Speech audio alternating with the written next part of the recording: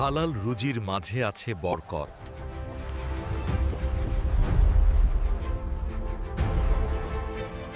ঈদকে কেন্দ্র করে জমে উঠেছে শহরের ব্যবসা প্রতিষ্ঠান।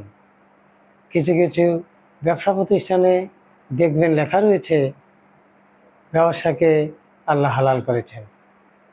কিছু কিছু ইসলামী ব্যাংক প্রতিষ্ঠানে দেখবেন লেখা রয়েছে ব্যবসাকে আল্লাহ হালাল করেছেন। কেন চাকরিকে নয়? কেন কৃষিকে নয়?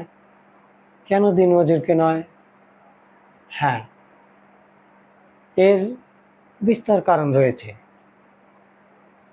একজন কৃষক তার উৎপাদিত পণ্য কখনোই নির্ধারিত মূল্যের দ্বিগুণ দামে বিক্রি করতে পারেন না। একজন দিনমজুর দিনের শেষে কখনোই তার পারিশ্রমিক দ্বিগুণ দাবি করতে পারেন না। কিন্তু একজন ব্যবসায়িক এই কৃষকের থেকে যে পণ্যটি 100 টাকায় কিনল, সেই পণ্যটি সে 200 টাকা 500 টাকায়ও বিক্রি করার সুযোগ পেয়ে থাকে। আর এই সুযোগটিকে সে কাজে লাগানোর জন্য বলে থাকে ব্যবসাকে আল্লাহ হালাল করেছেন।